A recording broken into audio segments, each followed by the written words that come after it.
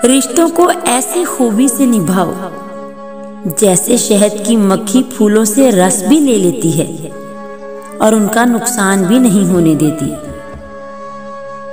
मैंने कुछ लम्हे खामोश रहकर देखा, मैंने कुछ लम्हे खामोश रहकर देखा, मेरा नाम तक भूल गए मेरे साथ चलने वाले। दुनिया की भीड़ में चाहे इंसान सब कुछ भूल जाए, कितनी ही मौज मस्ती में खो जाए, पर अकेले में वो उसे ही याद करता है जिसे वो दिल से प्यार करता है।